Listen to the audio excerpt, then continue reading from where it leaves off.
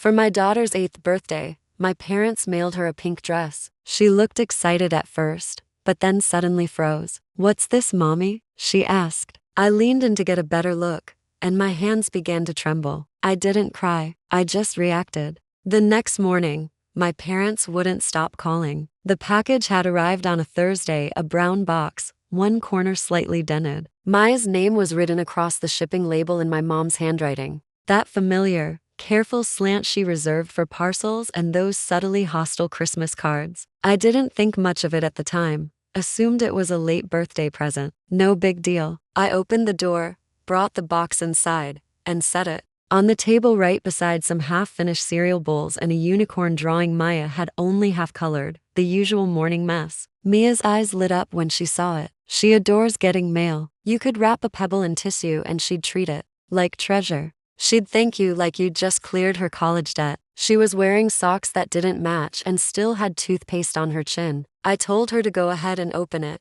so she did. Inside, wrapped in a single sheet of crisp white tissue paper, folded neatly, just like my mother always does. Maya peeled it back and let out a small gasp. "It's a dress," she said, holding it up. It was pink, soft, with tiny embroidered stars scattered near the hem. The kind of thing you'd wear to a storybook-themed brunch or maybe a third-grade piano recital. Definitely not my style, but Maya looked like it was the most magical thing she'd ever laid eyes on. "Wow," my husband said, glancing briefly from his laptop. "Fancy. She'll outgrow it in a few weeks." "Probably," I replied, not unkindly. Maya gave the hem a twirl, spun herself around in a gentle circle. I almost called it sweet, and then she stopped. Not slowly, not with any drama. She just froze. She stared at the front of the dress as if it had spoken out loud. Her brows furrowed. "Mommy," she said, "what is this?" I stood and crossed the room. She turned the dress so I could see the front. And that was the moment, that exact second. Everything inside me started to shake loose. There it was. Tiny white thread embroidered in cursive positioned just above the chest. "Little Emily." My hands began to tremble before I even processed what I was seeing. "What's wrong?" Maya asked. Her voice was small, uncertain. My husband walked over and squinted at the stitching. "That's weird. Maybe they meant to personalize it and just got the name wrong. Was it a mistake?" Maya asked. "Did they think I was someone else?" She looked up at me again. "Who's Emily?" I didn't respond. Not out loud, but in my mind I said it. "We don't speak of Emily in this house. Not because it's forbidden, but because we know better." "I don't mind," Maya said. "It's still pretty. I can wear it even if the name's not mine." "No," I said, "you're not putting it on. But it's okay. You're not wearing it." I didn't raise my voice, but I left no space for argument. I took the dress gently, but with finality. I left the room, didn't slam anything, didn't explain. I just walked into the bedroom and closed the door behind me. I sat on the edge of the bed, still holding the dress. My hand shook so badly the fabric trembled in my grip. It wasn't the same dress, but it might as well have been. Same shade of pink, same rounded collar, same scattered star embroidery. They hadn't saved the original. They had a new one made and then stitched her name on it. As if that were some kind of kindness. As if that made sense. My breathing got shallow. You know that feeling like your lungs aren't big enough for the air you're trying to take in. I kept it on my lap like I was waiting for it to say something else. Outside the door, nothing. Silence. Maya didn't follow me. She's learned when to give me space. I hate that she's already figured that out at her age. I stared at that name. And this is the part where I'm supposed to explain why it mattered. Why it wrecked me. Why I sat in a room holding a brand new pink dress like it was alive. Grenade. But I won't explain, not yet, because you'd think I was overreacting. You'd think it's just a name. It's just embroidery. It's just a dress. You'd be wrong. That name changed everything. That dress. That was the line after this. Nothing would be the same. Not between me and my parents. Emily is my sister. But that's just the start of it. Before Maya ever saw that dress, I'd seen it before. Not exactly, but close enough that my hands remembered the shape before my mind did. There was a moment, a room, a celebration, and a dress almost exactly like this one. That's where it started. It wasn't just the name that was the first thing I noticed. Sure, the cursive white embroidery stitched across the front of the dress like a label on something. Factory sealed. Little Emily. But it wasn't just the name. It was everything else. The fabric, the color, the length, the stars. I hadn't seen that dress in 20 years, but somehow my body remembered it before my brain did. Like the air shifted, like it carried something old. They hadn't bought this off a rack. They hadn't stumbled on it by chance. They had it made custom carefully, like a memory they wanted to wear again. I sat with it for a long time, not crying, not speaking, just sitting. And at some point, quietly, I thought, this wasn't for Maya. It was for them.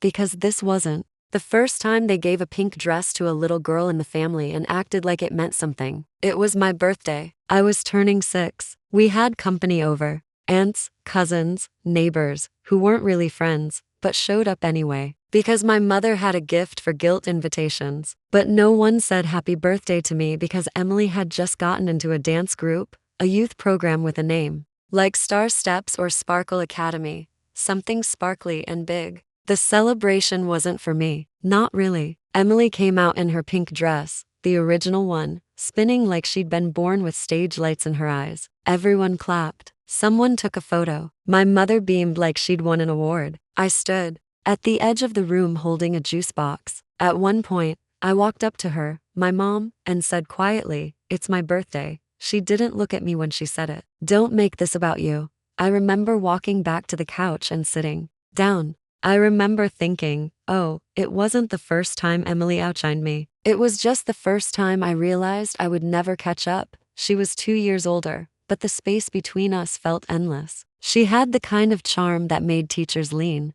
in and listen. She could walk into a room and come out with everyone's admiration stuffed into her back pocket. She wasn't cruel. Not exactly. She just absorbed all the light, and the rest of us got used to squinting. I used to mimic her handwriting, her posture, even her laugh. I believed there had to be a formula, and if I could just decode it, maybe I'd finally receive the same warmth she did. But no matter how much I practiced, I never figured out how to become her. Years went by.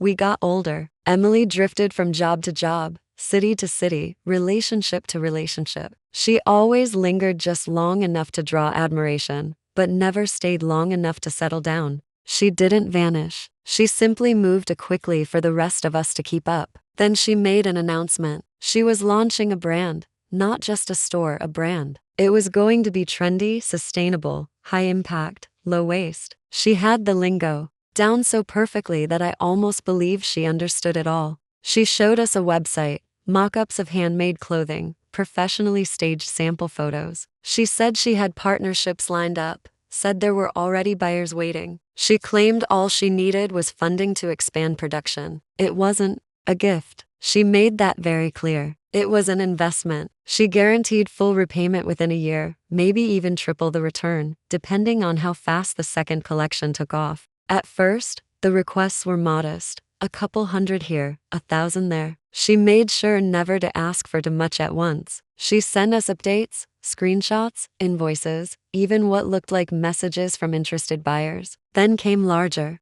requests. She said a boutique in Los Angeles had placed a big order and she needed money up front to cover manufacturing. Next, she mentioned a showroom in New York. Then, an influencer supposedly asked for exclusive rights. We believed her. My parents gave what they could afford. I gave more than I should have because she wasn't just my sister. She was the star. And when she glowed, the rest of us got to bask in a bit of that light too. Until the day she stopped answering. First came delays, then ignored calls, then vague messages saying she was overwhelmed and just needed a little more time, and then silence. And with her silence, the money disappeared too. At first, we feared something terrible had happened. Some accident, some crisis, but nothing ever surfaced. What did arrive was a brief letter, flat, emotionless. She said she had moved abroad, that she needed distance and time. She hoped we'd understand. No apology, just that. And gradually, painfully, we pieced together the truth. There was no business, no production line, no suppliers, no purchase orders, only a website, and behind it nothing. She had taken every dollar we gave her and spent it not on fabric or marketing or logistics, but on herself, travel, hotels, gifts, and who knows what else. She took everything and then vanished. The damage went beyond just the financial. It became legal. I started receiving calls about accounts I had never opened, credit lines I'd never used. She had taken out loans in my name, opened credit cards, small balances at first, then more, each time growing, always staying just ahead. The police called it a civil dispute. The bank said it was my word and my word against hers. The debt sat there accruing interest, dragging me down. My parents were shattered. They said it again and again. We're broken, as if saying it often enough might somehow make me forget what they'd done. But they were the ones who gave her the matches, and I helped strike them. I stepped in, took on extra shifts, helped with their mortgage, covered their late bills one after another until my hands trembled each time the month came to an end. And through it all, I truly believed we were in this together. I thought we had all learned the same hard lesson until the comments started. Maya looks just like Emily did at that age. She has her spark. Maybe she'll dance to it first. I thought it was nostalgia. Then the gifts came. The books, the outfits, the soft push toward old familiar shapes. And then came the dress and everything that followed. I didn't react the way I thought I might. No yelling, no sharp breath, just a stillness that settled in my spine and wouldn't leave. I picked up my phone instead, still sitting on the edge of the bed, dressed beside me like a sleeping ghost. I opened my banking app, then another, each one blinking open like a polite assistant asking what I needed. I canceled the grocery card reloads. I canceled the monthly transfers I canceled, the half payment I'd been making toward their mortgage gone.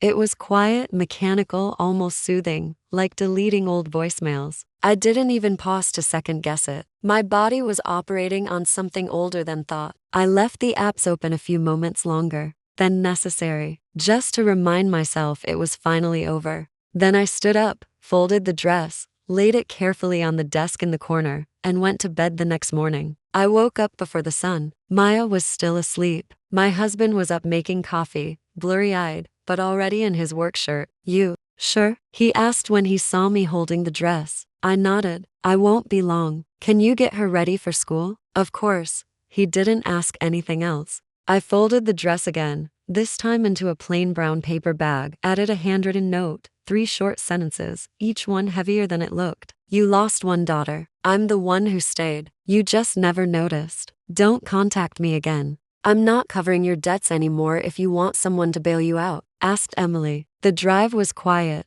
not long, but long enough for me to second guess it. I didn't. Their house looked exactly the same, which felt like a joke. I wasn't in. On same overgrown rosemary bush out front, same cracked flower pot, same dent in the garage door. From the year Dad tried to back out too fast on New Year's Eve, I got out, walked to the porch, set the bag down. No doorbell, no passive-aggressive knock, just me standing there, then walking away. The first call came at 9 on Tech M, then another by 10 on Quick. I had 6 missed calls and 2 voicemails by 11 on Quick. I stopped counting. I listened to one of the voicemails just to get a taste. My mother's voice sharp with disbelief. What is this? You're returning a birthday gift. What kind of message is that? Then my father background grumbling. And what does she mean? She's not going to pay anymore. What the hell is she talking about? More calls, more texts, most of them unanswered. Some of them unrepeatable at 12:27. I picked up. I don't know.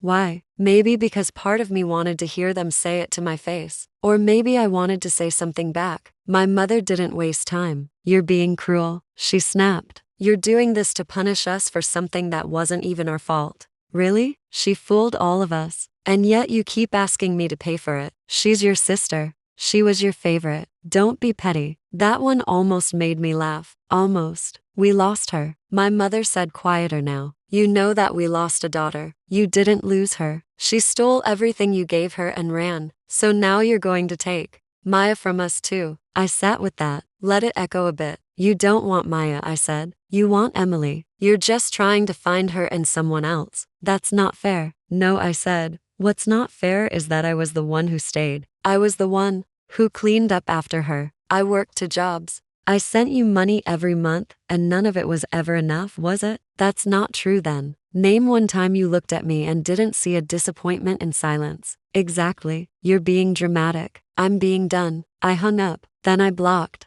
the number. I deleted all the calendar reminders. Rent, help, grocery. Card transfer for water bill. I opened a blank spreadsheet, named it things that are mine. There wasn't much in it yet, but for once it was clean. It wasn't peace, but it was mine. I thought it was over, that the worst had already happened. I was wrong. I thought the dress was the turning point. The phone calls, the blocked numbers, the canceled payments. I thought that was it. The fire, burned through, damage contained. But there was more coming. The kind of more that doesn't show up until you think it's safe to sit down. The kind that creeps in sideways and makes you realize the floor you were standing on wasn't actually solid. At first, it was noise. Cousins, aunts, people who hadn't spoken to me in years, suddenly finding their voice. You really cut your parents off over a dress. You need to talk to someone. This isn't normal. They're your family. The text rolled in with the same rhythm, some polite, some self-righteous, some pretending to care. One even added a praying hands emoji, which honestly felt worse than if they just called me names. I ignored them all, and then came the call.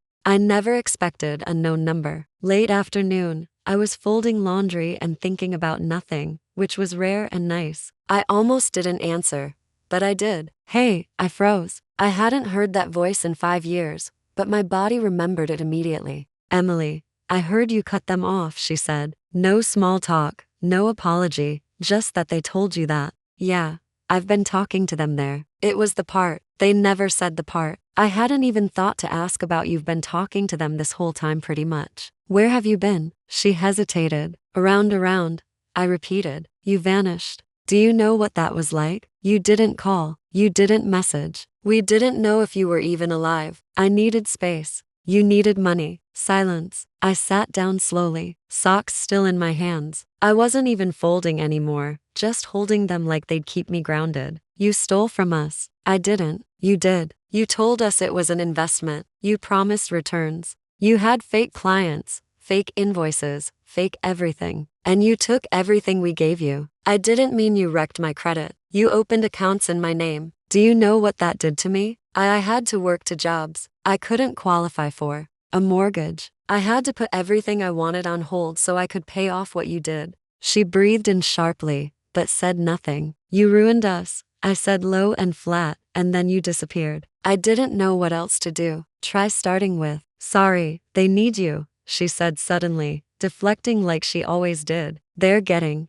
older. Things aren't easy. So, why don't you help them? Another pause. It's complicated. I can't right now. Things have been tight. You were always the stable one. Was I? You have a job, a home, a family. You're good at this. I stared at the floor. My hands had gone still in my lap. I could hear her breathing on the other end. Controlled, soft, practiced. They don't say it, but they appreciate what you've done, she said. I just thought you should. No, they're struggling. I already know. Then why cut them off? Because I'm tired. Everyone gets tired, she said. And for a second, I thought she might actually sound human. But that doesn't mean you give up. No, I said.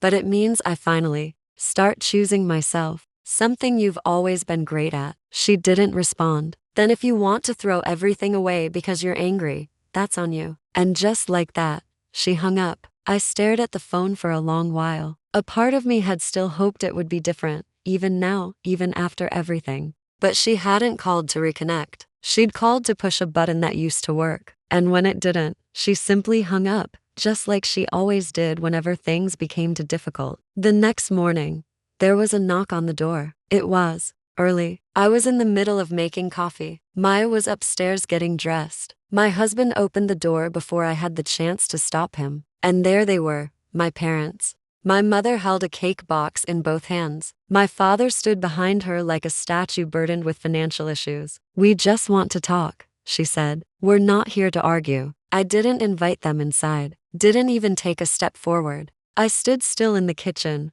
arms crossed, coffee mid-pour. You've been talking to Emily, I said. They didn't deny it. We have, my mother replied, for some time now. How long? Since the first year she left. So all this time she needed help, and you needed money, which I gave you. And you used my money to help her. It wasn't like that. No. It was exactly like that. Then my father spoke for the first time. She's in trouble, he said. Serious trouble. She's afraid. She's always afraid. I shot back. She made mistakes. She's your sister. And I'm your daughter. They didn't reply. I was the one who stayed. I was the one who helped. And you let me believe I was helping you, when all along I was helping her. You just didn't say it out loud. We didn't know how to tell you. I let out a bitter laugh, quiet, sharp. You watched me juggle two jobs. You watched me pay your bills. And you said thank you straight-faced, while sending my money to the very person who caused the mess. It's not that simple. Then explain it. Make it simple. Make it make sense. But they couldn't. She's our daughter too, my mother finally said. So am I. My husband hadn't spoken since he opened the door. Now he stood behind me, arms folded, expression unreadable. Not angry, just done. I think it's time for you to go, he said calmly. They didn't argue. They just looked at me as if I were the one who'd broken something. And maybe I had. It's been over a year since that morning. I haven't heard a word from them. No calls, no texts, nothing from their side and nothing from mine. I heard through someone, a second cousin, maybe, or one of those distant family acquaintances, who still think group emails count as personality, that Emily came back. Apparently, things abroad didn't pan out. When the money dried up, so did the stability. She's living with my parents again. I suppose that adds up. She always knew where to fall. They're selling the house now. Too much upkeep, too many expenses. It's not the first time she's left them drained, but it might be the first time they've realized it. I didn't ask where they're going. I don't want to know. Maya doesn't bring them up anymore. She used to. Small things like whether grandma would come to her next recital. But eventually the questions faded. Children understand more than we think. Now it's just us, the three of us. Sunday mornings mean pancakes. Maya blasts music while brushing her teeth. My husband fixed that cabinet hinge I ignored for years. And I sleep now. Really sleep. The kind where you wake up and feel like you're somewhere safe. No pink dress in the closet. No silent comparisons in the air. Just Maya being Maya. Just me. Finally, something other than the one who stayed. Was it too much? Was it not enough? Leave a comment below and don't forget to subscribe.